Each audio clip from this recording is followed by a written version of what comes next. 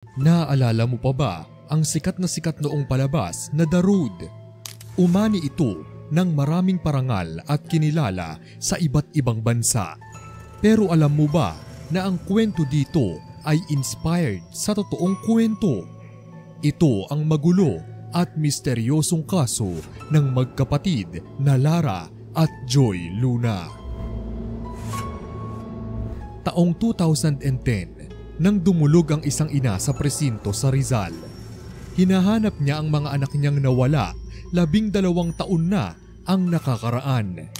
Sa kabila ng mahabang panahon, hindi pa rin siya sumusuko sa paghahanap sa mga anak niya. July 23, 1998, huling nakita sina Joy Luna, 16 years old, at Lara Luna, 20 years old, sa labas ng isang private school.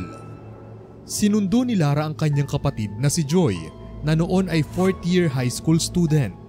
Pero pagkatapos noon, bigla na lang silang nawala kasama pati ang sasakyan nilang minamaneho. Hindi nagpatinag ang pamilya Luna kaya pinabuksan nila ulit ang kaso at si Police Inspector Luis Medina ang inatasan para dito. Kinabukasan matapos ang pagre-report ng ina sa presinto sa Rizal noong 2010, may 3 pang estudyanteng inireport na nawawala. Sina Ella Salvador, Janine Capulong at Brian De Jesus, mga magkakaklase sa high school. Nakatawag pa si Ella sa kanyang tatay bago sila nawala. Sinabi ni Ella na ang lugar na kinatatayuan nila ay isang madilim na kalye malapit sa junction na konektado sa National Highway ng Rizal. Agad namang rumisponde ang mga pulis at pumunta sa nasabing lugar. Masukal at dikit-dikit ang mga puno sa gilid ng daan kaya mahirap itong puntahan. Sa kalagitnaan ng paghahanap, natagpuan nila ang mga katawan nina Janine at Brian malapit sa kanilang sasakyan. Pero si Ella ay hindi pa rin nakikita. Nagpatuloy ang paghahanap ng pulisya at sa huli, nakakita sila ng isang nasunog na kotse. Nang tignan nila ang plate number, nalaman nilang ito ang sasakyan ni Lara Luna, ang kotse kung saan huling nakita ang magkapatid na nawala noong 1968. Sa likuran ng kotse, may nakita silang kalansay na may kwintas na kinumpirma ng ina bilang kay Lara. Ayon sa mga pulis, tumama raw ang sasakyan sa puno at nag-leak ang gasolina, dahilan para masunog ito. Ang nakapagtataka rito, bakit sa likod ng kotse nakita ang bangkay ni Lara, gayong siya ang nagmamaneho? At isa pa, hindi rin nakita ang bangkay ni Joy. Samantala, pagkatapos mailibing ng 2 kaibigan niya, ay hindi pa rin natatagpuan si Ella. Kaya isang task force ang binuo para mahanap siya. Sa gitna ng kagubatan, may nadiskubre silang isang lumang bahay.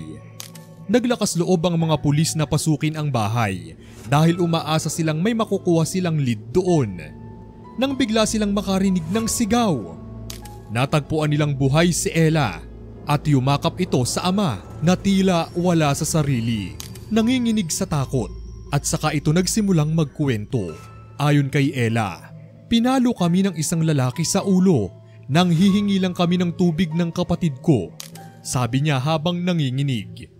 Pati ang tatay niya ay naguluhan sa kwento ni Ella dahil wala naman siyang kapatid. At isa pa, sinong lalaki ang tinutukoy niya? Bakit parang ibang tao ang nagsasalita at hindi si Ella?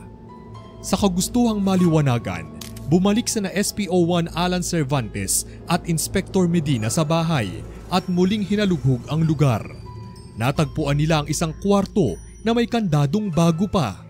Pagbukas nila, tumambad ang isang kwarto na malinis at maayos, tanda na may nakatira rito kamakailan. Sa gilid ng kama, may mga gamit pang pulis, uniforme, pick-up at ilang medalya.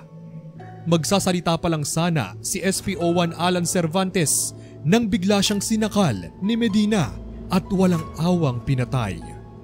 Lumabas siya ng bahay na parang walang nangyari. Nasakto namang napaharap siya kay Ella na kasalukuyang ini-interrogate ng mga pulis. Nang tanungin si Ella kung sino ang lalaking nanakit sa kanila, bigla niyang tinuro si Inspector Medina.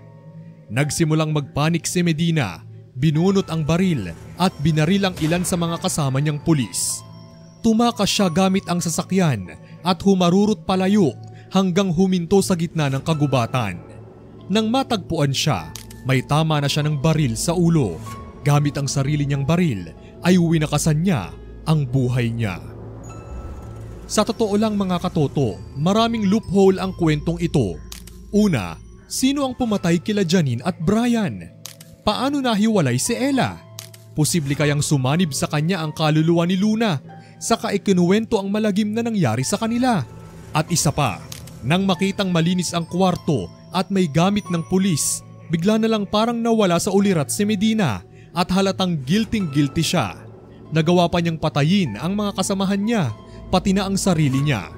Ibig sabihin kaya nun ay bago pa maging pulis si Medina ay siya na ang suspect sa pagkawala nila Joy at Lara. O gaya ni Ella ay parang nawala lang din siya sa ulirat at sinapian ng kaluluwang hindi sa kanya. Kung sakali mang hindi totoo na nasaniban si Ella, paanong nalaman niya ang tungkol sa dalawang magkapatid na nawawala 2 dekada na ang nakakaraan? At kung wala namang kinalaman si Medina, bakit siya tatakbo at magpapakamatay? Kinabukasan, wala nang maaalala si Ella, pati na yung mga kwentong sinabi niya at pagtuturo niya kay Medina. Tunay ngang napaka-misteryoso mga katoto, pero kahit papaano ay maipagdudugtong-duktong pa rin ang mga nangyari. Anuman ang totoo, umaasa pa rin ang pamilya Luna na buhay pa si Joy. Hanggat hindi raw nila nakikita ang bangkay nito ay hindi sila maniniwalang wala na ito. Ang totoong tanong sa kasong ito mga katoto ay, tungkol lang kaya ito sa krimen? O tungkol din ito sa mga kaluluwang hindi pa matahimik dahil sa nangyari sa kanila?